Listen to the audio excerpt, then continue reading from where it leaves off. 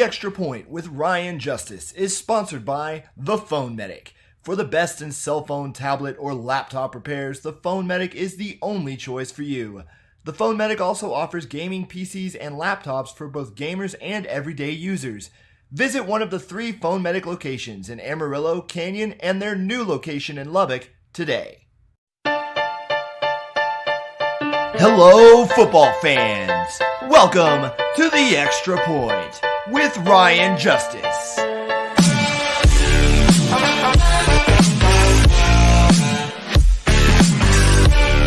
Can you explain to us the difference in practical terms between having a coach who did believe in you the way that he did and the difference between that and what was happening with Flores? Yeah. Well,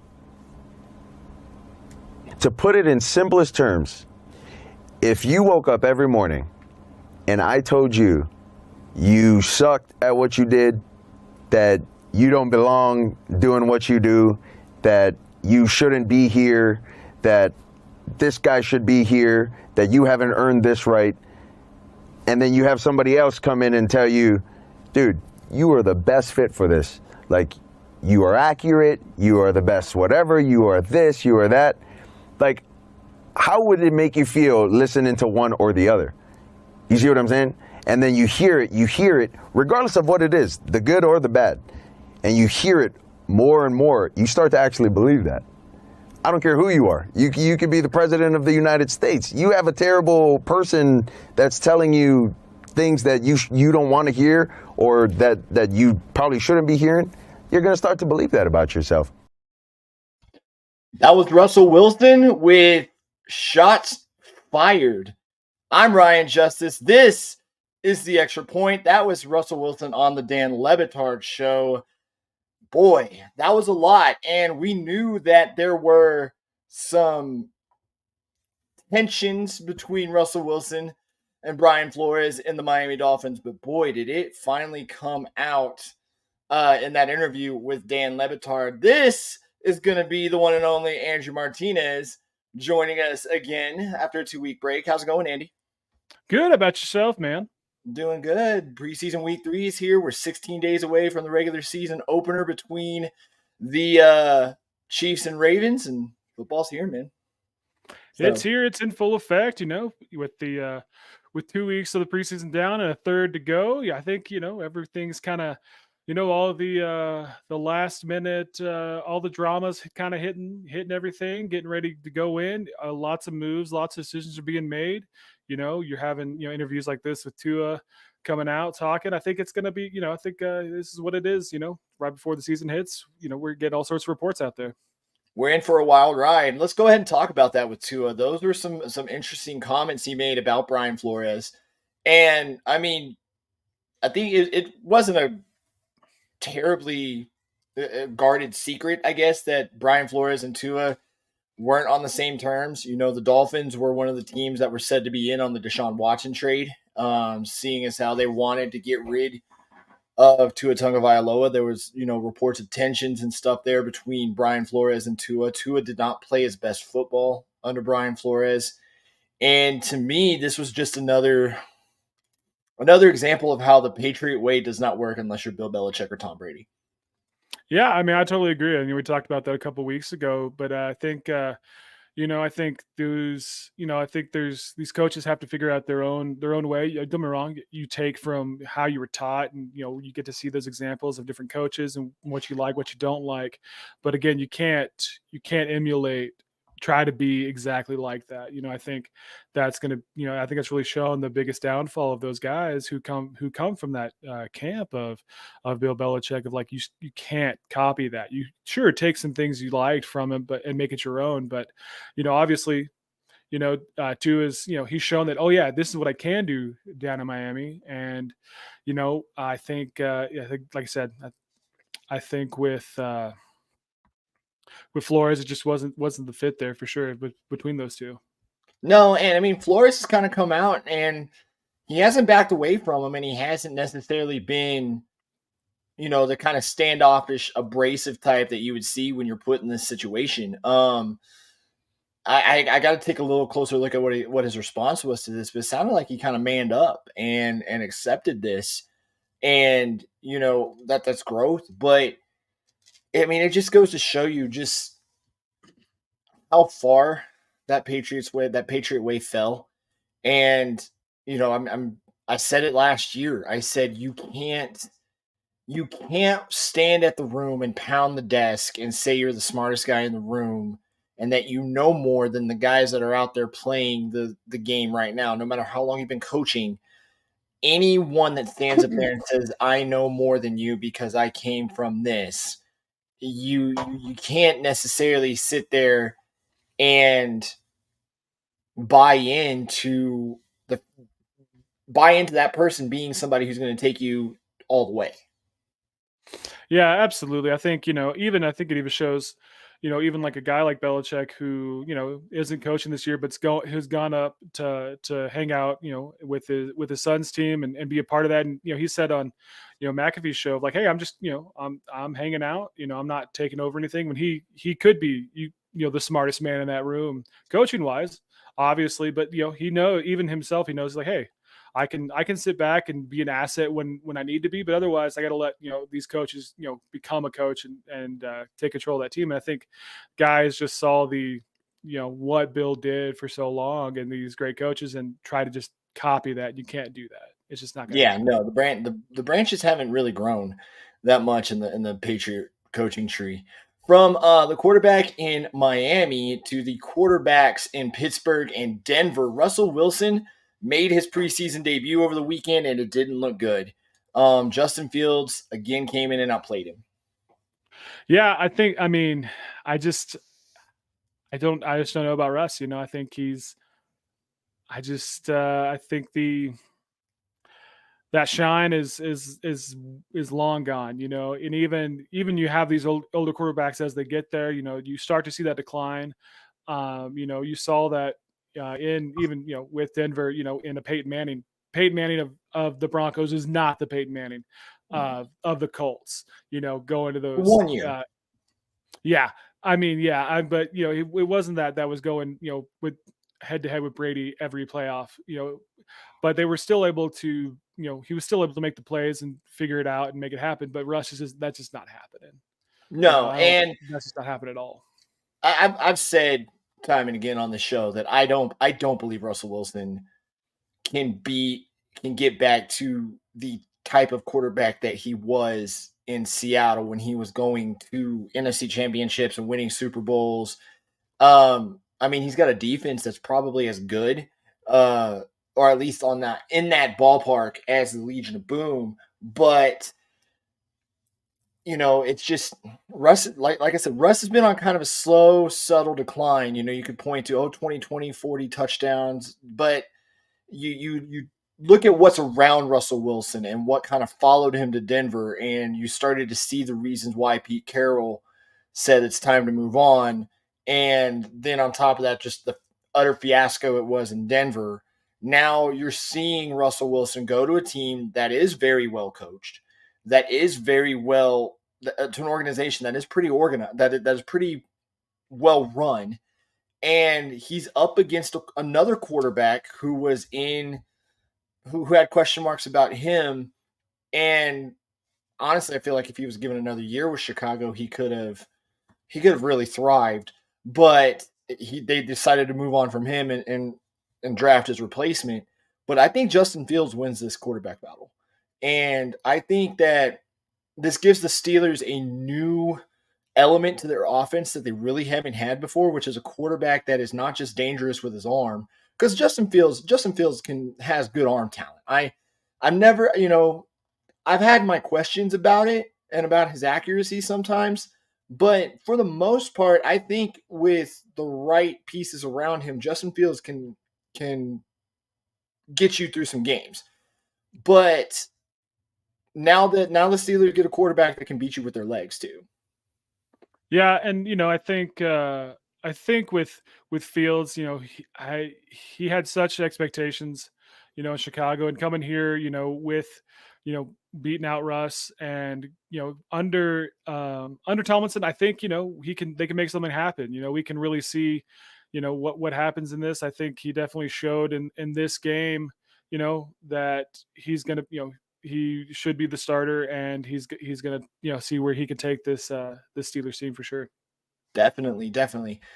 Moving on, we had quarterback ones named across the league. We had Gardner Minshew. Oh, we'll go back a little bit because we still have one more. Bo Nix in his Broncos tenure is continuing to impress. He had another great game this past weekend against the Packers, and a lot of people are saying, man, he is definitely the favorite. And of course, I think with Sean Payton's push his thumb on the scales a little bit. He's definitely the favorite to earn the starting job in Denver. Yeah, I think so. I mean, I think especially this game was going to be, the second preseason game is definitely going to be, hey, let's see where Bo's at, and I think he showed, really well. Like, I think he was like what, eight of nine, something like that. 80 yards. I mean, he was putting him up, and I think he really showed that, hey, he's going to be okay in this spot. Yeah, he was 8 of 9, 80 yards. He had a touchdown. He had a passer rating of 140.7. And of course the Green Bay Packers weren't playing their best guys out there. They weren't playing, you weren't getting the Green Bay Packers that absolutely floored the Dallas Cowboys last year. But Bo Nix has put up some good numbers in this preseason. If I'm looking at it, he's 23 of 30. He's got a 76% completion percentage, 205 yards, 2 touchdowns, and a 116 passer rating. So Bo Nix has kind of made it, distanced himself from the field, which includes Jarrett Stidham and Zach Wilson, to become the Broncos starting quarterback, which if Bo Nix can live up to his potential, if Bo Nix can be a guy that Sean Payton hits on, then I think you start to see the light at the end of the tunnel for the Denver Broncos. Yeah, I think so too. I think, with a young guy like Bo Nix, we can really see what, um, they can do, see how they can mold him, and really, you're not dealing with some guy who's been established in a different offense and, been one way for a long time, and you have a fresh guy, so we can really see how he's going to get in there and make a name for himself and really adapt to this, to this season, this league. It's not going to be easy for him though, because Jerry Judy's gone. There's not a whole lot I'm just kind of over the moon about with Denver's defense. And Cortland Sutton's good, but he's not. I don't think he strikes fear into a lot of people on offense, and I feel like they need to get a better run game. There's pieces all over this team with the Broncos that need to be either updated or filled before I think we really start to see Bo Nix flourish and develop and take the next step. But I think that the seeds are there. I think that there's promise with this quarterback. And if I'm in Denver, I would give a little bit of a sigh of relief, because maybe with Bo Nix, and once the game starts slowing down for him and under Sean Payton's tutelage, there might be a little bit more of some steps forward than we thought with the Denver Broncos.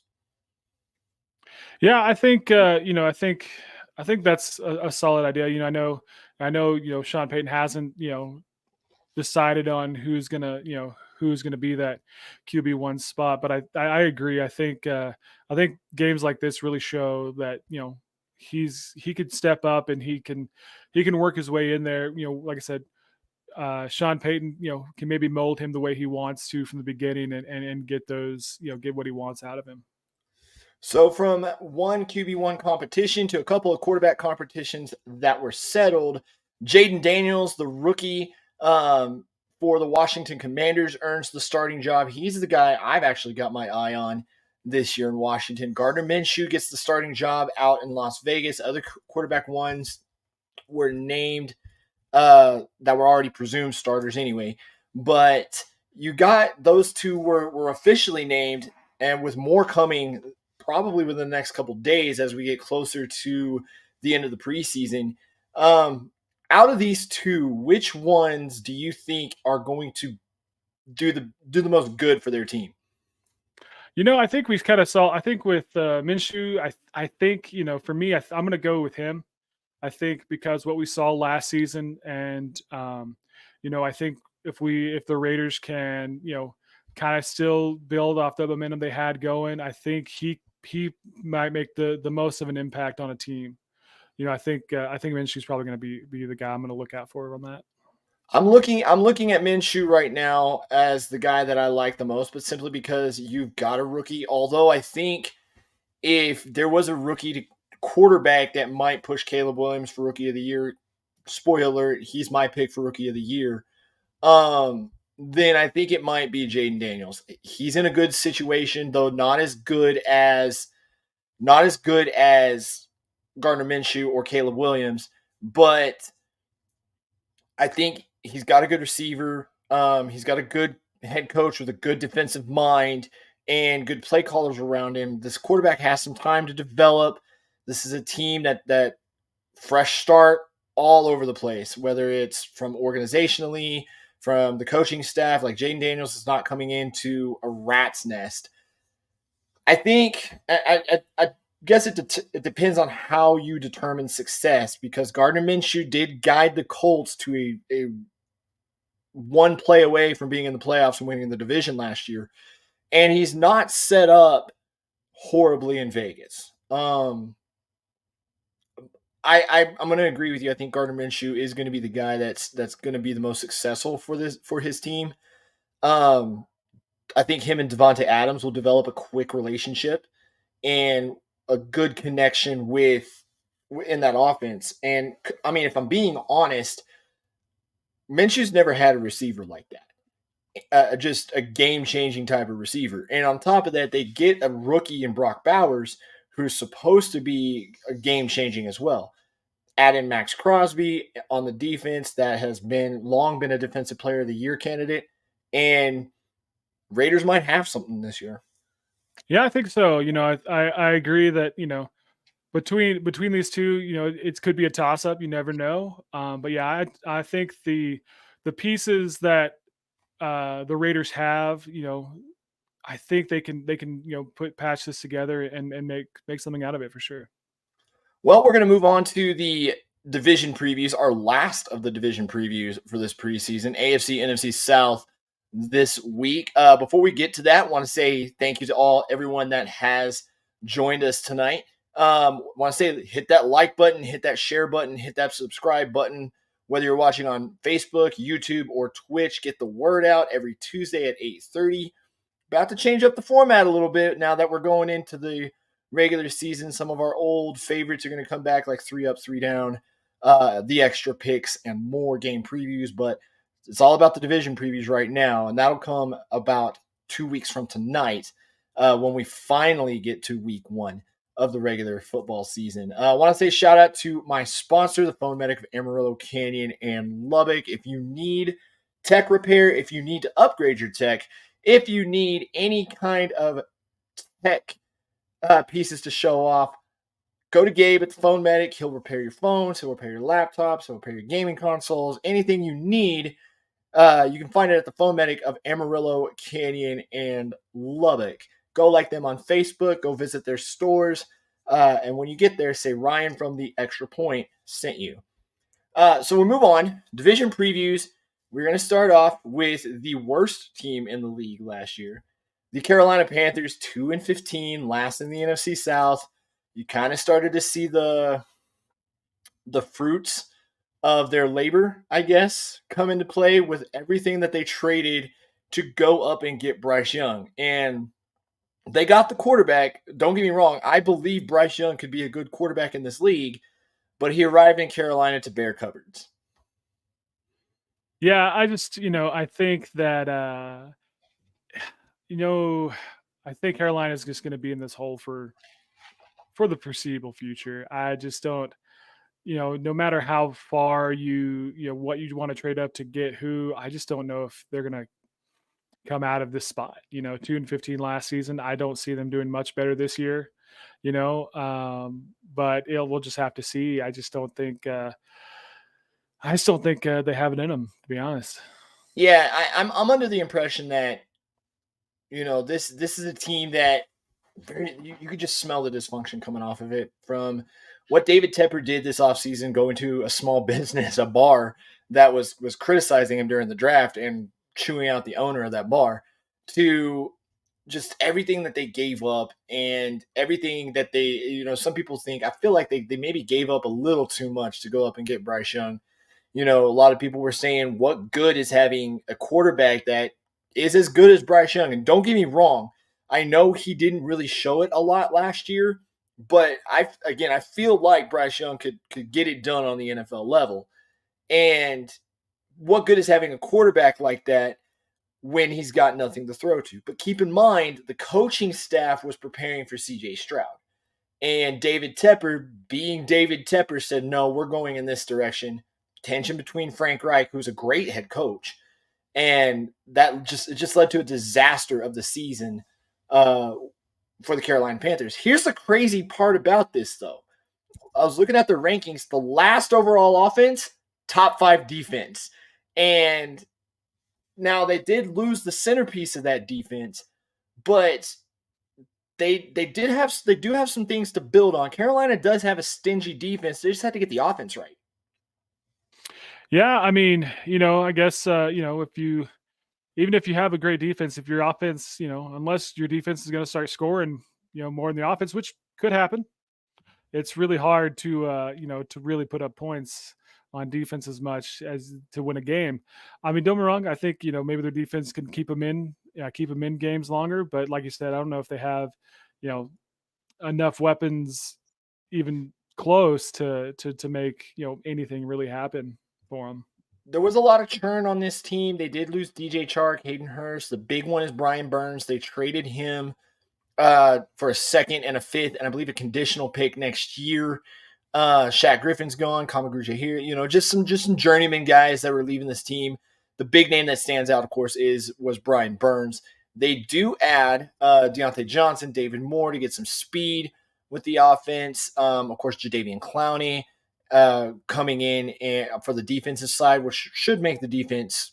He's a mercenary, but he's a guy that can come in and boost the defense when they need him. They get Ashawn Robinson to shore up the middle, and Josie Jewell at linebacker, which I don't think that's a terrible pickup. He's still got some stuff in the tank. Their top picks, though, was wide receiver Xavier Legette and then running back Jonathan Brooks. Those should be the type of guys that could give Bryce Young a chance to take a step forward after a miserable season last year. Yeah, I think it's really going to have to rely on these guys to make things happen for sure. I think with these picks, they're going to have to get thrown in pretty fast and furious into it to make something happen. Yeah, I think they're going to lean heavily on Xavier Legette early in the season. Jonathan Brooks is another guy that I think they're gonna get in and shine. I didn't really see much of an upgrade in the running back position for the Panthers. But this is going to be a team that I think if they really want to get this rebuild going, they've got to rely on the young guys. They've got to build a good young core, mix it with some veterans, and get some people that can really help develop Bryce Young, and not just help develop him, but help keep him out of being broken in half. That offensive line last year, man, there were some hits Bryce took, and I know a lot of people had some questions about his size, had some questions about his frame, but no matter what, if you don't have the protection, you are going to get broken in half in this league. No, absolutely. I mean, yeah, you've seen those, lots of struggles with the offensive line. You can't, especially in today's, a little bit smaller, faster quarterbacks. Your body can only take so many hits when you got, someone who's 300 pounds rushing you as fast as they possibly can. You can only take those hits before your body's like, even a young guy is like, I can only bounce back so many times. So we're looking at their first 5 games, and I'm not going to lie, this is a rough stretch, a rough open to the season for them. At New Orleans, then they host the Chargers, and they go to the Raiders, hosting Cincy at Chicago. I don't see a game that they're winning in the first 5 weeks. No, I don't think they have. I don't think they have a shot. in those first 5 games. I think all those teams are definitely better. I don't think that, with the pieces that they have, they pull off any kind of upset or anything in those first 5 games for sure. I would say if I had to choose one that I would go, maybe I could see them pulling off, it would be at New Orleans. Again, though New Orleans is such a hard place to play, and they still have a really good defense. But if Carolina's offense does show up like it did if their defense shows up like it did last year, then they got a shot. I think they got a puncher's chance, especially if Bryce Young has developed in taking some steps forward after the beating he took last year. But it's a long shot. If I'm looking at the schedule right now for week 1 in the NFL, I'm looking at the betting lines, and we'll find the Saints real quick. The Saints are 4.5-point favorites over the Carolina Panthers right now. So I don't even think Carolina's favored in any of their games this year. Yeah, I highly doubt they are. Like you said, going in New Orleans, trying to take them in there in the season opener. I don't know if that happens, and everyone after that is just a better team. Now, I will say this: I will give them a better record than they had last year, because I do think that they do have some pieces. I forgot to mention they did lose. Frank Reich got fired. They hired Dave Canales as their head coach, but I still think it's going to be a miserable season in Carolina. 3-14, last in the NFC South. I don't believe they gave away this year's first round pick, so if they get the top spot, there's definitely going to be some guys that they can pick from. I don't think they're going to go quarterback, but they're definitely going to have their choice of some really good players at the top of the draft. Yeah, I mean, you never want to play. You never want to see anyone play for that top spot, but in the draft. But yeah, I just don't. Currently, I don't know if anyone else is going to take that. Yeah, I don't see it. We're having a little bit of internet issues with the Andy, but yeah, we're getting. I don't see the Carolina Panthers really making any noise this year. But if they will be at the top of the draft, working on getting Andy back. Real quick, still with me, Andy? All right, working on getting him back real quick. We're gonna move on to the Atlanta Falcons. 7-10. There he is. 7-10. They were third in the NFC South last year. The Falcons. The Falcons are a team that a lot of people had their eye on. Get rid of Arthur Smith. He's gone. Replace him with Raheem Morris, who has been a head coaching candidate for a little while now. And there's hope in the ATL this year. Yeah, I think so. I think it's I think could be some new life. It's kind of got a little weird in the draft for him, but some picks there. But I think we'll see what happens with them. They finished middle of the road. Last year. We'll see what they can pull off this time. So I'm looking at the rankings, the middle of the pack. That's basically where it was. I think the offense would have been better with a little bit better quarterback play. You had the whole Marcus Mariota stuff that happened last year with them, and but their defense was really good last year too. Bijan Robinson was a highlight for this team last year. They were a competitive 7-10, and a team that was actually very hard to beat at home.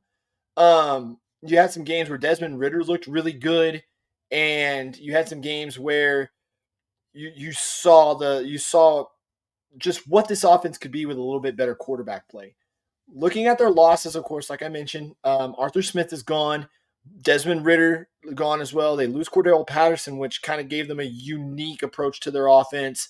No more Mac Hollins, Johnny Smith, but there's some names on there that they lost that you'll recognize.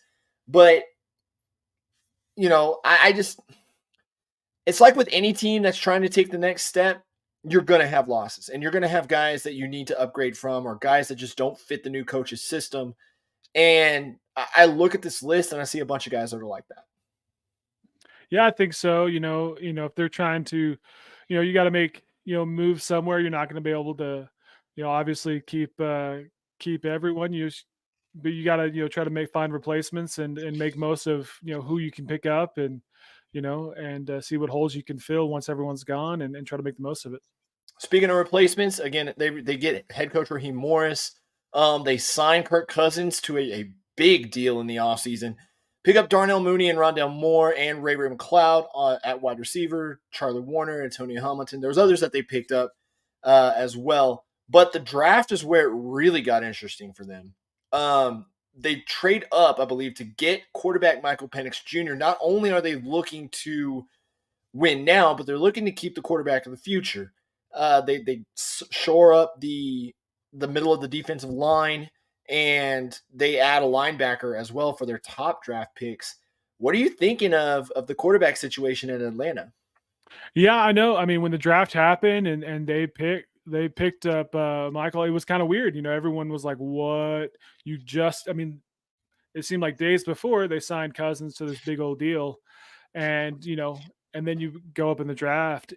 But I mean, if it really is this, hey, we're gonna use Kurt, we're gonna use him now, but we can have Penix learn, so he can learn under a solid quarterback, a winning, we can, and then become a winning, team after that. That makes sense, But it was definitely a weird move at the time that no one was expecting after you spend all that money on a Kirk Cousins. Yeah, I look at this. I don't know if Penix is going to be as good as this player, but I look at this like an Alex Smith, Patrick Mahomes situation. I can see if the Falcons are out of it, if the Falcons aren't, somehow find their way, they're not in the playoffs. I could see them giving Penix a start and just saying, "Hey, let's see what we got. Let's see what's." Or if they are in the playoffs, if they've clinched everything they can, I could see Penix getting a start and them saying, "Okay, rookie, let's see what you got." But the only other thing I can see is if they get to a point where Kirk Cousins, where it's just clear they've hit a wall. And at this point, we all know what Kirk Cousins is. Now, don't get me wrong. I strictly think they did this out of insurance because Cousins is coming off a torn ACL. Cousins is an older quarterback. He's been in this league a while. And let's face it, Cousins doesn't always shine the brightest when the lights are on. So I want to say that they're being optimistic and hoping that Kirk Cousins can come in and really give this team the boost. I feel like he's definitely an upgrade over Desmond Ridder. Either one of them is probably going to be an upgrade over Desmond Ridder. But I don't know if he's the key to unlocking this offense, if I'm being honest. Yeah, I think I agree with that. I don't know if he's gonna, he's not gonna revolutionize the team by any means, but I think he's a good, solid quarterback. He's gonna get you, he's gonna make some big plays to help keep you in games and help you win. But again, I think you're right. I think that learning tree, I think. Because he's been the league, he's been in the league for a long time, 10 plus years, and I think that he's I think you're right that it is going to be a learning, venture. Hey, let's try to win now, but maybe we can share some of this knowledge, with our younger guys without having to throw them out there and make them a sacrificial lamb. Looking at their first 5 games, they've got it's a solid. It's going to be a test for this team right out of the gate. Pittsburgh, say what you want about them. I predicted Mike Tomlin's first losing season, but that doesn't mean they're not going to be competitive. That doesn't mean they're not going to be an easy out. Then you got Philly, KC, New Orleans, Tampa Bay, and you're playing 2 division games. But the good news for them is this is a home heavy schedule for the first 5 games. And like I said, this was a team that was very hard to beat at home. I could see this team being 3-2. I could see this team being 2-3. I could see this team being 4-1. I can't get a real bead on this Atlanta team, but I don't think they're going to be a team that's going to roll over. No, and I don't think, I think they're going to be, fighting, every game to stay in there to, if they do lose, I have a feeling it probably won't be by a whole lot, They're not. I don't feel like they're going to get blown out by any way. Obviously Pittsburgh. I think they're the favorite in that week 1 matchup because Pittsburgh has a lot of unknowns. A lot of we have no idea how this is going to come out. But after that, yeah, like I said, you play Philly and then Kansas City. Like, I mean, those aren't going to be blowout games. They're going to be close games. I think they're going to stay in there with them. And like you said, I mean, it could easily go either way. Of 3-2, 4-1, 2-3. I think it's a real crapshoot. Yeah, definitely. And I'm looking at their first couple games. I don't see any of the sports or the lines more than 3 points, more than the field goal in either of their first 2 games. Those are the only lines that are out right now. But here's probably my first surprise prediction of I don't know if I'd call it a surprise to some people, but it would be a surprise to me and it was a surprise to me that I actually picked them for this. But I've got Atlanta 10-7, first in the NFC South. I'll fix that. First in the NFC South, the number 4 seed. I don't see them overcoming some of the top contenders in the NFC to be, getting into, to take a quote from Andy, to be one of the, have home field advantage or anything like that. But I do see this being a team that does look like they are the best in that division. They are the best out of what was a terrible division last year. Has been a terrible division for the last few years. And I feel like this is a team that's finally kind of getting their act together. Yeah, I think so. I think they've made they've made some the adjustments to to make a solid run at it. Like I said, I agree. I think they're still going to be in that kind of middle of the pack.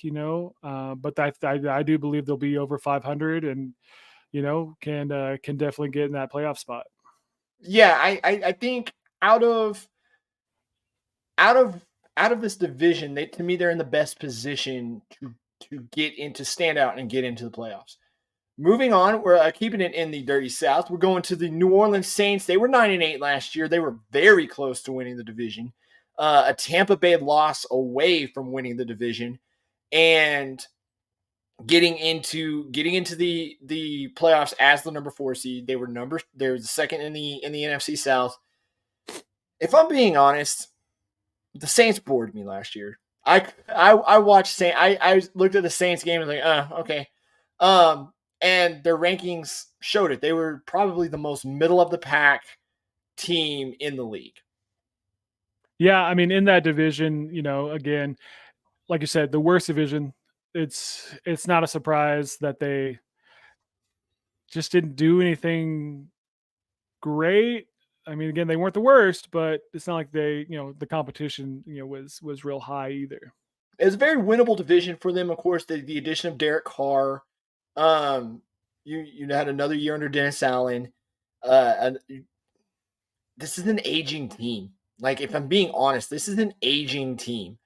The defense is getting older. Alvin Kamara, the longevity of him and still being able to be productive, you're looking at him like, man, okay, when is the cliff coming? And his production is still way down from what it was. This team did have a lot of churn with it. Jameis Winston no longer there, no longer kind of being watched as, okay, is he going to start? Michael Thomas, who at one time was the stud wide receiver for the New Orleans Saints. Their legend Jimmy Graham, I believe, retired. But you're looking at Isaac Yiadom's gone. Yeah, some loss at depth along the defensive line. But the big names, of course, are Jameis Winston, Michael Thomas, Isaac Yiadom. And I would say Andrews Pete losing one of the starters on the offensive line. Big, it'll affect people. Yeah, absolutely. Yeah, I think it's like I think you hit the nail on the head. This isn't an older team. I think a lot of miles on these guys, and we'll see how far they can keep this running. But I'm not sure without some brand new life how much further they can get than middle of the road. They might get that life though, because they did make some moves in this offseason. Cedric Wilson, I think he could be a good number 2 to Chris Olave. The big name though is getting Chase Young on that defense, on a defense that already had a pretty scary defensive line. I'll give them that. Willie Gay at linebacker and Kaliki Hudson. So some depth, some veteran presences at the linebacker spot. But man, Chase Young on the Saints, I'm not going to lie, that does add some intrigue. It definitely does. I mean, we saw what life he brought in, the end of last season, to the 49ers, and he's just that kind of a player. He's dynamic. He can definitely change a game. So it's definitely a good thing. Yeah, and especially coming off of, he was going to be I think out of all the cap casualties from the Niners, Chase Young seemed like the most likely one, other than Eric Armstead. But I mean, I'm not gonna lie. If I'm going up against the Saints, I would definitely expect a very strong defense on the other side of the ball. Looking at their draft picks, they boost the offensive line with Talise Fuaga, get some secondary help with Kool-Aid McKinstry, add a backup to study under Derek Carr with Spencer Rattler. I think Kool-Aid McKinstry is the one that's kind of got a lot of people talking. Yeah, I think so. I think that we can see how he can hop in there and make an impact quickly.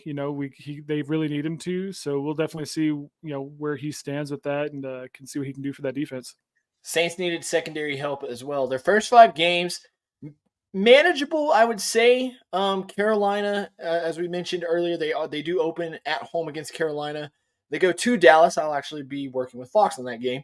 A little bit of a plug there. Then they got Philly at home, Atlanta, and Kansas City. So not necessarily a easy schedule the first 5 weeks, but I think it's a schedule that if some things break in their direction, you could have a Saints team that's very much in the mix after the first third or so of the season. Yeah, I think we'll see. Especially that first game. Obviously, no one's expected and much on that. But after that, if they can get some momentum going, see how they can change some things up. Maybe we can see some production out of a guy like Jamal Williams. Like he was having in Detroit. Before he came over to New Orleans. Maybe we can get some of that going. But yeah, I think we'll really kind of, with the talent that they're facing those first 5 games, we'll really to see where they're at for sure. Yeah, and I mean, like I said, it's not an easy schedule, but I do feel like if some things break their way, it's a schedule that's not going to absolutely crush them.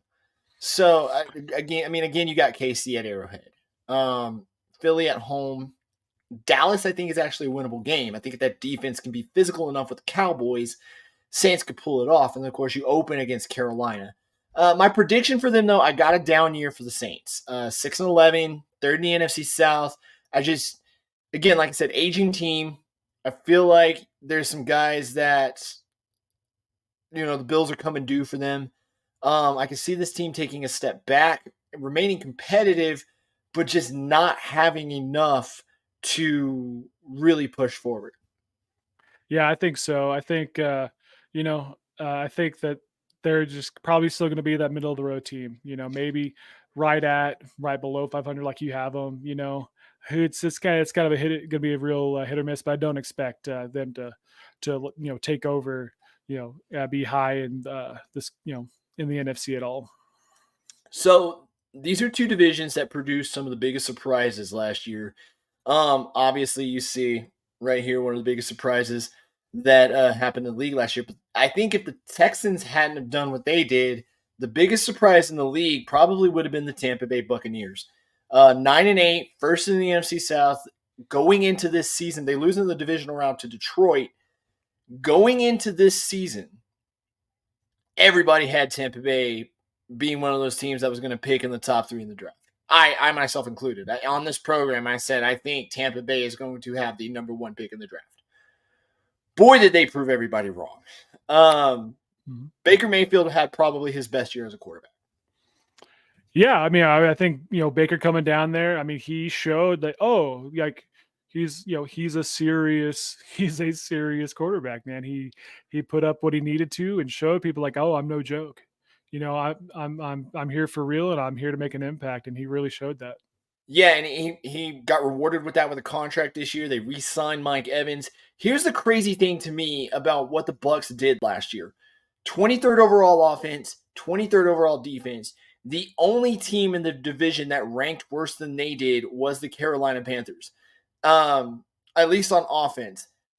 But yet somehow this team willed themselves to a division title and a playoff win over. Granted, it was over a Philly team that was collapsing in on itself, but the fact that this team, by a lot of people's predictions, was expected to be as bad as they were post Tom Brady, squeaked out a division title, and made it to the playoffs. Yeah, I think, I mean, if you look at that, they had that run there at the end of the season that you were like, this is what's happening, what's going on. They should be, go high in the draft. But again, they made that run at the end and showed them that, hey, Baker showed like I'm here for real. I'm gonna take this team. I'm gonna show that it's my team, and we're gonna win some games. And look where it got him. It's just incredible. You got some shuffling along the offensive and defensive lines and in the secondary for the Tampa Bay Buccaneers, but they do add a guy like Randy Gregory, guy like Bryce Hall and Jordan Whitehead. Tavier Thomas played well for the Texans last year as well. Their draft picks, again, filling in the places that they kind of had some aging guys, some injury prone guys, getting younger in certain areas. Center Graham Barton, Chris Baswell on the can play defensive end or linebacker. Tyke Smith in the secondary. I like this Bucks team. And I don't know why. I think it's just his attitude, his willing to kind of just defy people. But I like Baker Mayfield. And him and Mike Evans developed a chemistry last year that made this team fun to watch. Made this team one that you were sitting there going, all right, man, if you sleep on the Bucks, they're going to beat you. And I think that continues this year. Yeah, I think so. I think they take that momentum, they take all that momentum they had last season, continue forward. And, I think they're really going to make it, they're going to have to make a team like Atlanta really win this division. I think they're definitely going to, make him work for it for sure. I think Baker's, has that chip on his shoulder now, and he's going to show people why he belongs there. Yep. And looking at their first 5 games, it's a manageable first 5 games, I think. They got 2 playoff rematches in the first 5 weeks, but they host Washington, they host Detroit. Those are very winnable games for them. Philadelphia, it depends on which Eagles team shows up. Atlanta, I feel like that could be a very even game, and it could determine like how well Atlanta's going to play at home. Detroit's going to be the one that's going to be the real test of this team because, again, that's the team that got them out of the playoffs last year. And to me, that's a team that's, to me, favored again to go to the NFC Championship. So that's one of the big boys in the conference. But this is manageable for the Buccaneers for the first 5 weeks. Yeah, I think so too. I think, I agree. I think that Detroit game is really gonna, you're really gonna hit the wall at the beginning to see what you're made out of, to see what you can bring out. Dan Campbell and those Lions are a scary team.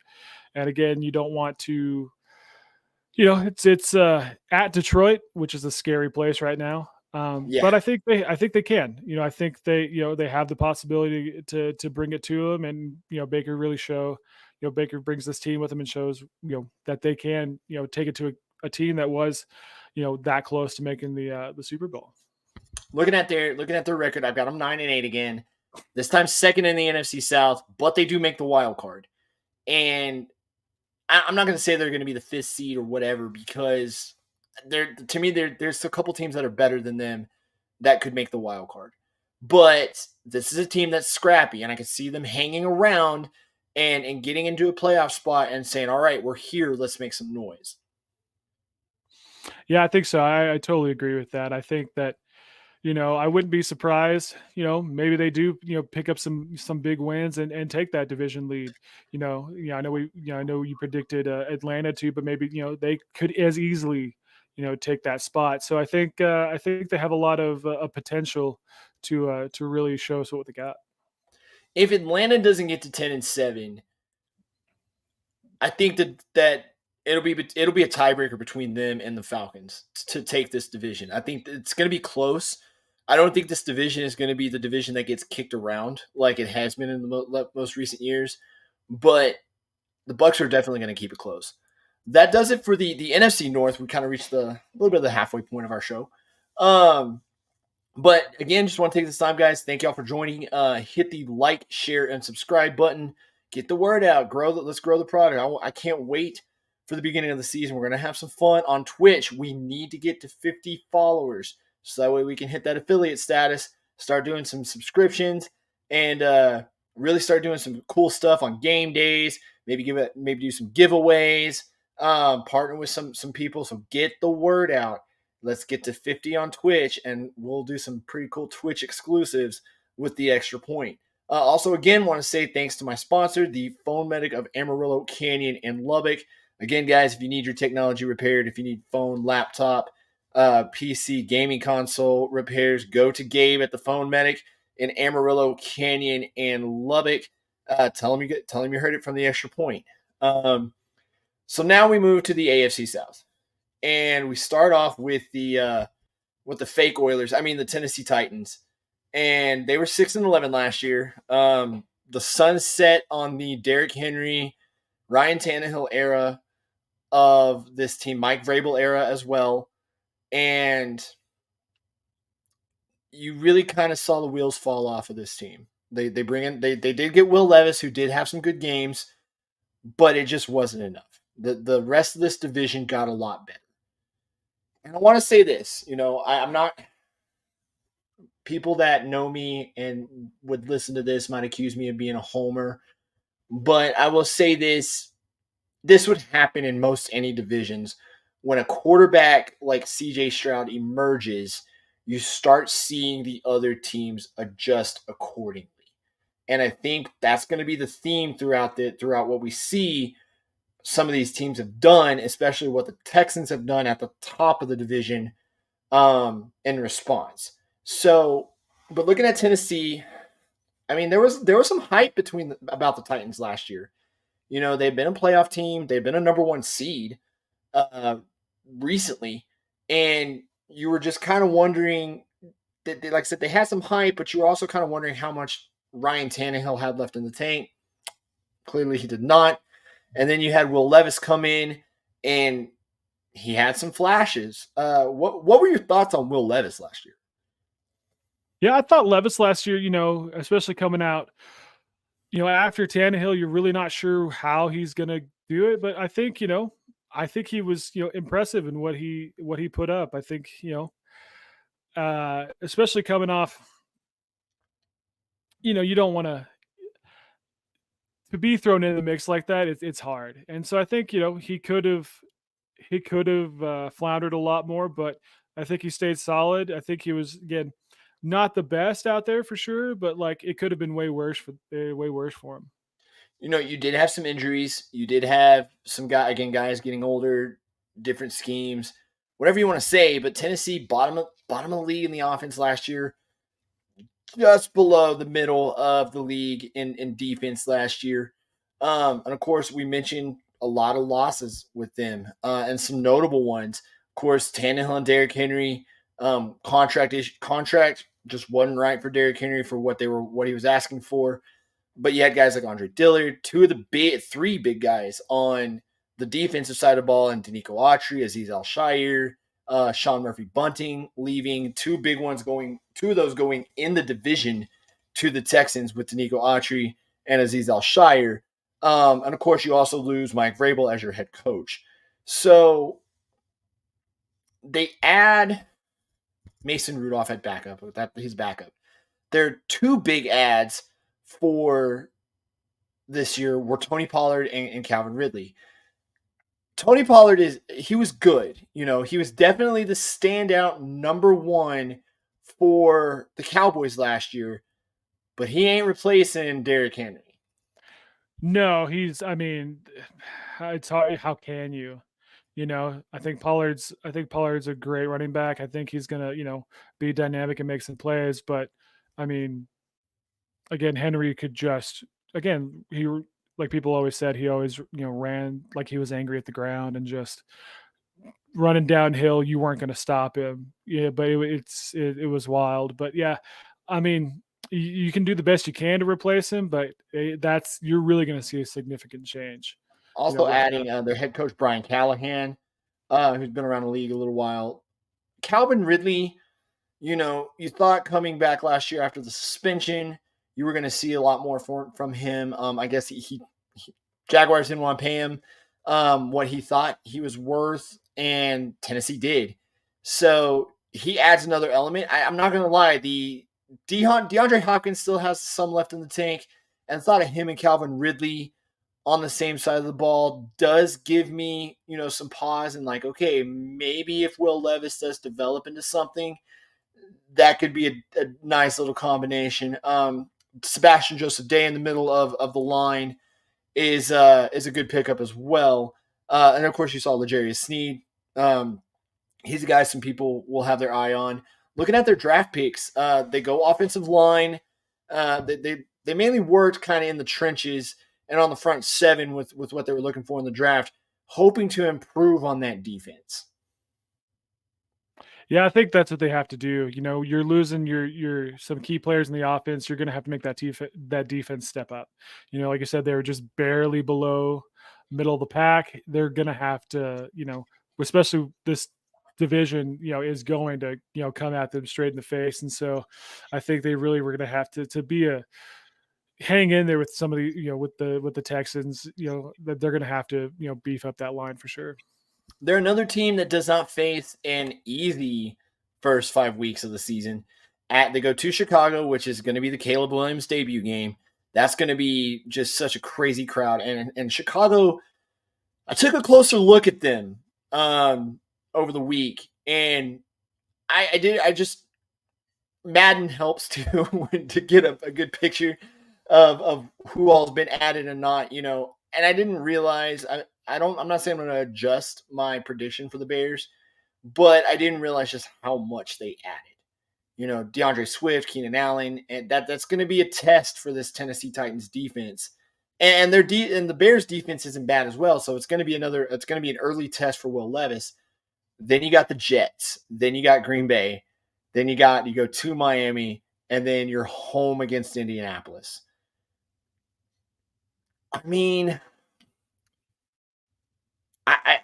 this is another team I could see going 0-5. Yeah, I mean, easily 0-5, maybe 1-4, but like, I don't see it. I don't see it happening. But yeah, I think especially that first Chicago game, man, Chicago has so much around them right now. It's gonna be a tough fight in that week one. The only way I could see them, the main path I could see them going to 1-4 in those first 5 weeks is if Anthony Richardson, which is, it's a good bet, Anthony Richardson doesn't make it to week 5 or is injured before week 5. And I could see this Tennessee team causing some problems for Joe Flacco. But the Colts are still a team that's very well set up around them. But here's the thing. As this Tennessee team can pull out some wins, I think. This division is going to be good overall. Good enough to where the last place team is going to be 8-9. And I think, as much as I don't want to say it, I did see some good stuff out of Will Levis last year. And I think he could develop into a good quarterback. You got a more offensive-minded head coach with Brian Callahan, so and DeAndre Hopkins can make any quarterback look good. So I see this as an 8-win team, and I see this as a team that could definitely play spoiler to some other teams in the conference, if not the division. No, I think so. I think we'll just have to see. It's real hard to say with this team. There's a lot of flux. If again, they were middle of the road, with last year's production. So this middle of the road, under 500 is probably about right. So moving from Tennessee, going to Indy, the Indianapolis Colts 9-8, third in the AFC South. The division came down to the last game of the year between the Colts and Texans. We all saw that game on ESPN. That was a close game, and if it wasn't for a fourth down drop off a Gardner Minshew pass, this could be an Indianapolis Colts we're talking about as a division winner, as going into the playoffs and possibly making some noise. Anthony Richardson couldn't stay healthy last year, so they go to Gardner Minshew, who, if we're being honest, was the much better quarterback than Anthony Richardson when he was in the game. Looking at where their rankings are, 15th overall offense, 24th overall defense, which is kind of weird because Indy does have a good defense. Yeah, I mean, with they definitely have some big players there, so it's kind of weird to see them that low. To be that successful and that low on defense is definitely a surprise. Now they did have some. Now there were injuries. There you did have the Jonathan Taylor holdout. You had Jim Irsay coming off of the Jim Saturday head coach season. And then, of course, the questions around Anthony Richardson. So they didn't lose much. This was a team that was more focused on re-signing guys that they had already on the team, which is a strong sign of belief in this team. But they didn't add a whole lot either. So kind of treading the water right now in Indianapolis. Yeah, I think so. I think it's really going to be a time to see if they can really make something of it. Can Richardson stay healthy, make some big plays he needs to get that offense going and get up there in the division. But I think it's going to be hard to see for sure. Only two notable additions, of course, backup Joe Flacco after they lose Gardner Minshew to the Raiders. Raekwon Davis comes in on the defensive line. Their draft wasn't bad, though. There were some people that really liked what they did in the draft. Defensive end, Laiatu Latu, and, of course, the wide receiver that I think a lot of people are going to have their eyes on, which is Adonai Mitchell, which is going to give Anthony Richardson another weapon alongside Josh Downs and Jonathan Taylor to play with. I'm not going to lie, man. This Colts draft does have me a little worried. Yeah, I mean, they definitely, they're definitely wanted to beef up those holes. They wanted to make some adjustments and try to make this a more well-rounded team. And I think in that draft they really executed that pretty well. Yeah, it's definitely a good draft. Chris Ballard's got to give him credit. He's been a guy that's definitely been able to navigate the eccentricities of, I hope I said that right, of Jim Irsay, and kind of keep some of the things that he wants to do at bay. But looking at their first 5 games, this is a manageable first 5 games for them. I think they're going to be close with Houston this year. And that first game in Indy, with Houston bringing out all the weapons to open up the season, if they beat the Texans in Indy, that could go a long way in this division. That really could. I mean, that could make or break, down the road for sure. If they can get that first win off of Houston, and that could definitely play into a factor later down the road when they're looking to try to make the playoffs. Now, of course, I'm going to base my prediction because, before we get to that, going to Green Bay is always hard. Host Chicago, and I think we're gonna know a little bit more about Caleb Williams at that point. Pittsburgh, I mean, what's Pittsburgh going to be at that point? And then Jacksonville. I mean, Jacksonville can do Jacksonville things sometimes. So I'm going to preface my prediction by saying, if Anthony Richardson stays healthy. That's all I'm going to say, is if Anthony Richardson can stay healthy, and if he does stay healthy, what does his arm look like? What does his ability to throw look like? So with that, I'm going to say the Colts are 10-7, second in the AFC South. They're a wild card team. Again, I do believe this division is competitive, but I think at the top, and we'll get there in a second, just so much talent at the top of this division that I don't know. I think at some point there's going to be some separation.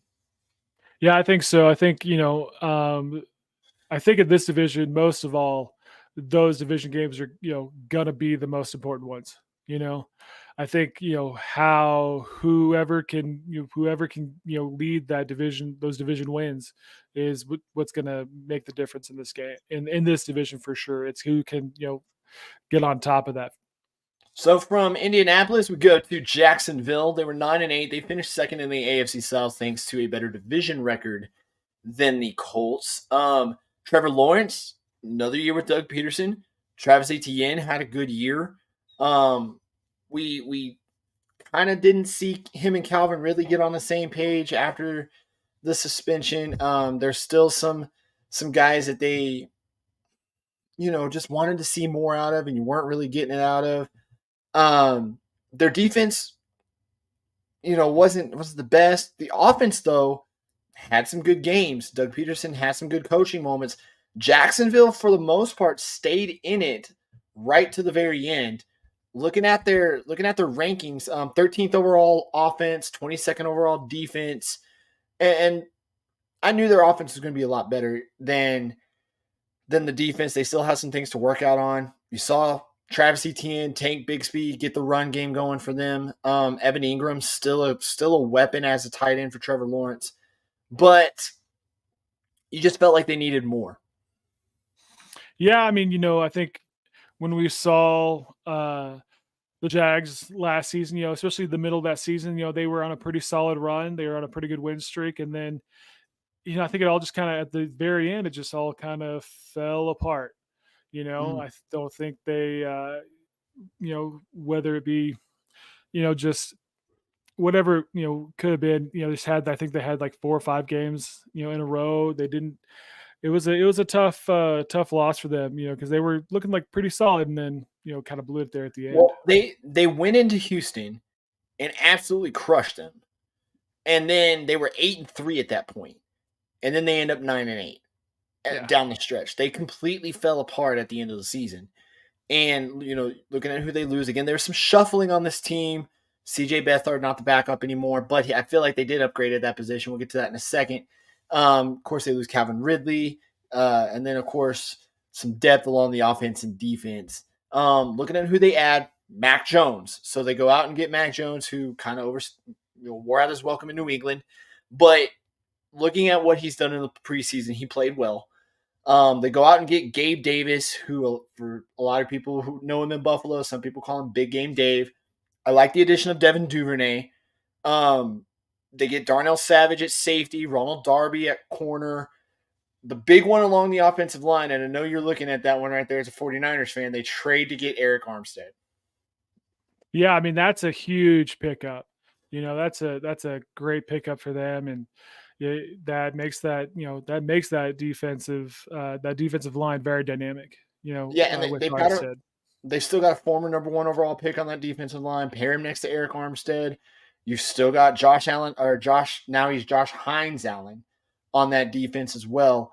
And now you've got a defensive line that could put some pressure on some teams and really kind of make them uncomfortable in the pass rush. Here's who they had as their top draft picks. Of course, they go with Brian Thomas in the first round. They add another defensive tackle. But I think Brian Thomas, pairing him with guys like Gabe Davis and Devin Duvernay, definitely going to make this receiving game, this passing game, interesting with Trevor Lawrence driving the ship. Yeah, I think so. I think that's going to be a good pickup, and if you give Trevor Lawrence some of those dynamic weapons, he's going to make the most of them. He's real good, man. He can make it. He can keep you in one if his head's on right and makes a go at it. Looking at their first 5 games, so they got a tough one to open. They got a tough couple of games to open the season. It's not an easy stretch. Again, they gave the South kind of a murderer's row of games this year. At Miami, which was the number 1 overall offense last year. At Cleveland, the number 1 overall defense from last year. To Buffalo with Josh Allen, who is an MVP candidate. Then you face the offensive and defensive rookies of the year. Then you have Indianapolis, which is looking like a team, which a lot of people are saying is going to be a team that is very much putting it all together. I think the tone setter is going to be the Miami game. If the Jaguars come out and they can slow down that offense and make some good plays with their young guys and some of the adjustments that they've made on this offense, people are going to be looking at Jacksonville a little bit differently. I think so. I think I think if they, like you said, I think they can hold, if they can really slow down Miami, and even, in game two, if they can, really push past that defense in Cleveland and start putting up some points, man, that's real telling there too. So I think I agree, those first two games are going to be, they need those to set the tone for how to start that season. If they want to make the playoffs, I would say they need to come out of this with at least 3 wins. And it's easier said than done. But if they want any shot, I think, because a lot of people will say it's what it is at the end of the season. But with, especially in the AFC, usually there's a log jam at the top and then at the wild cards, especially for those last wild cards. Yeah, there's those 10-7s, those 9-8s. There's always 4 or 5 where it's like we're looking at whatever tiebreakers to see if it really comes down to how you handled in the early part of the season. So I agree, man. That definitely a big thing. And if they want to be in the mix, again, they got to come with 3 wins. I'm looking at my prediction: 9-8, third in the AFC South. They just miss out on the playoffs, man. I just think their defense is going to be good this year, but I just think this is a make or break year for Trevor Lawrence. He just signed the big contract, but I think if we don't see something more out of Trevor Lawrence, some more things where he can step up and be the guy that he was in college, you're going to start hearing some people say, "Man, was that contract really worth it?" Yeah, I think so. I don't disagree. The Trevor Lawrence show has to take off. It has to take off, and it needs to take off quickly, because otherwise, more and more teams they're bound to move on quicker than they ever have before, it seems. So if you're not putting that up, then what good are you? Most teams want to win now. He's definitely going to need to be all elite this year. So, so here we are. This is the one I think some people have been wanting to hear me talk about. My Houston Texans. If you watched this program last year, you saw me say this is a 6-win team, I think. And if they got to 6 wins, that would be a significant step forward. And there was a lot of pieces and if they got to 7 wins, okay, watch out for this year. And because this would be the year that you really saw Houston make the step forward. I was right. I think this is still going to be the year that you see Houston make the step forward. I did not expect the Texans to be that good last year, and I don't think anyone did. No, not especially when you're taking a very young quarterback to see what he can do. And yeah, I mean, came out of nowhere. No one expected this out of the Texans, for sure. And on top of that, you had a rookie head coach, and of course, as Colin Cowherd liked to point out, rookie head coach, defensive head coach, all the perfect storm for things to go wrong in Houston. But after what Houston had endured since that playoff game in 2019, this was very much welcome. 12th overall offense, 14th overall defense, and the fact that this team still has room to grow off of those rankings. What really impressed me about this team, and I'd say this about pretty much any NFL team that wants to be great, is the ability to adjust in season what you are doing with the playbook, what you are doing with the scheme, how you are attacking different things about that will help your team grow and develop. They did that. Bobby Slowick really impressed me last year as offensive coordinator. And the fact that they said, okay, we came out trying to be in 501 when we really needed to start off with 101 in this offense. They reined CJ Stroud in a little bit, and then they let him loose towards the middle of the season, and it just grew from there. That to me is the difference between coaches that will be trendy and coaches that are here to stay. No, absolutely. I think, for them to be able to make those adjustments and to be able to realize, hey, this is working, hey, this isn't, and to let's adapt around who we have, and then let's let the governor off a little bit, let's hit that gas pedal, let's see how far we can go. Man, I think it really showed last season, for everyone involved. Yeah. And I mean, what they were able to do with a lot of deficiencies on this team where they really couldn't get a run game going. Damian Pierce, they did have some very stubborn things that they did, sticking with Damian Pierce longer than I felt like they should have, and not really having a run game. And here's the crazy part about this. They put all that together with an offensive line that was documented as the most injured offensive line in the history of recording that. And I mean, they were down to fourth string center at one point. And CJ Stroud was still able to pull off what he pulled off. Here's who they lost. Devin Singletary going to the Giants to replace Saquon Barkley, of course, along the middle of the defensive line. I will say this, they did re-sign Jerry Hughes. They lose their sack leader in Jonathan Grenard last year. A guy like Blake Cashman, I promise I haven't been drinking, who was really good at the linebacker position last year. Malik Collins and Sheldon Rankins in the middle of the line. But who they replaced these guys with definitely really shows that this team has its foot on the gas. Joe Mixon, Stephon Diggs, Danielle Hunter, Danico Autry at the top of that list. I mean, yeah, they were like, "Hey, we need some extra fuel to get this fire going," and they did. They definitely wanted to come out with a bang, and it's a scary time right now. And even behind them, when you look at this kind of the second level of what they did, is Dean Shire in the middle. He was supposed to come to the Texans last year to be the captain of their defense in the middle, and just couldn't contractually make that happen. So he left. He got a year in Tennessee, and then left as soon as he could to get to the Texans. You pick up Jeff Okudah and C.J. Henderson, former top 10 picks, to hopefully give them some depth at the cornerback position. Of course, they did lose Steven Nelson, who had a really good year as one of their corners last year. But in the draft, they pick up Kamari Lassiter, they pick up Blake Fisher. They gave away their extra first-round pick this year, which completed the Deshaun Watson trade. And of course, one of the guys that they're really they're liking all four of these guys, if I'm being honest. Kalen Bullock, and then Cade Stover, who was C.J. Stroud's tight end at Ohio State. This is a rich gets richer situation.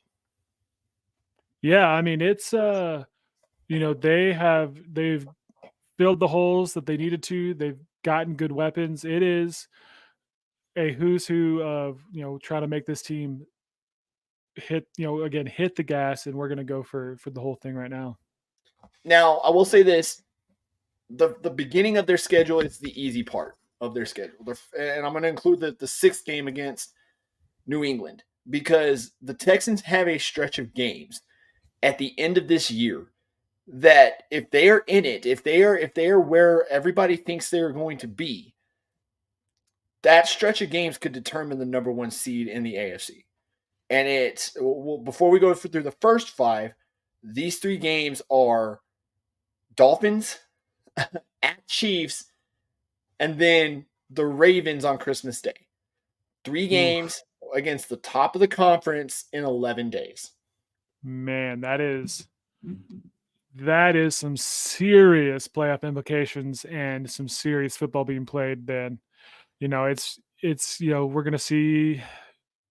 It's gonna be probably a war of attrition. Who's healthier? Who's has the momentum in those games? But yeah, that is a wild 3 games in in that 2-week span. Looking and a lot of people looking at their schedule say the first part of their schedule including the 6th game against New England, is going to probably be the easiest part of their schedule. Open up at Indy, then they're home on Sunday night against Chicago, then they go to Minnesota, then hosting Jacksonville and Buffalo. I think, and then like I said, going to New England. I think if they can get through this stretch, 4-1, 5-1, they're set up nicely. Especially if they beat Buffalo, because if they beat Buffalo, they show they can take down one of the top teams in the conference. Yeah, I think so. I think if I totally agree. They can show, again, that week 2 is what, Chicago. So, it's still going to be the Caleb Williams show. And if they can, shut that down, shut down all that hype and build in. But yeah, I think that out of those first 5, that Buffalo team is really going to show it there, and then, see where they can hit up after that. But yeah, that the first 5 is not, the easiest. But yeah, you definitely, that back half is gonna. It's not the worst. It's not the worst either. With everything that's going on in Minnesota, I get it's Addison and Jefferson and you got Aaron Jones in the backfield there in Minnesota, but I'm not scared of them. I'm not. Now I'm not. I know I may have leaned into it a little bit, but I'm not one of the people that's saying this Texans team is going to the Super Bowl. Not yet. I want to see them get past the divisional round, which I very much think they can do. I mean, this team slapped around the number 1 defense in the league without Stephon Diggs, without some of the guys that they have now, and with pretty much a 3rd, 4th string offensive line. So everyone's healthy when they're firing on all cylinders. It's going to be a scary team. Some people are predicting 10 wins. I think the over-under on them is 9.5. I'm going to lean into it. I got the Texans at 12-5, first place in the AFC South. I've got them collecting the number 2 seed in the AFC. And just kind of as an added pick, I've got them at least making it to the AFC Championship. Hey, man, they got the weapons. They can do it. I understand, a lot of the organization is still young and, they want to hit it, but that, why not now? They made the adjustments they need to. They got the weapons. I mean, let's just see what happens. Just pull it off and let's go for it. I'm excited for this season. I'm not going to lie. It's going to be a fun season to watch. But that'll do it for the division previews. The next time we see you, which will be 2 weeks from tonight, we're going to take a bye week with the preseason and let college football kind of do its thing. The next time we see you, we will be 2 days away from Chiefs Ravens. We will be getting ready for week 1 of the NFL season. And we'll be hopefully not nursing a Labor Day hangover that's too bad. But, I mean, Andy, are you ready, man?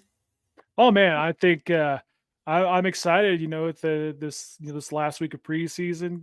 I think this last week we're going to see, kind of more of what teams are made of. We're going to see, obviously more starters kind of get those early reps in to kind of feel how they go for the regular season.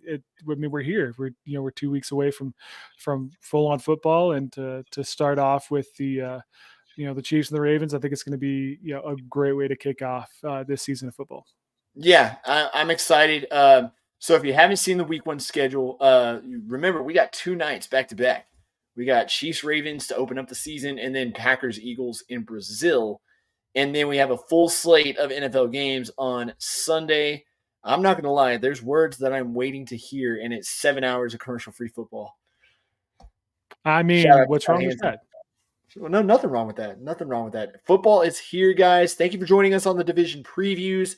Again, shout out to my sponsor, the Phone Medic of Amarillo, Canyon, and Lubbock. Go see Gabe. Tell him the Extra Point sent you. And then, of course, like, share, subscribe the Extra Point on Twitch, YouTube, and Facebook. That's going to do it for us. For Andy, for myself, thank you guys for tuning into the Extra Point. Until 2 weeks from now, goodbye and good night.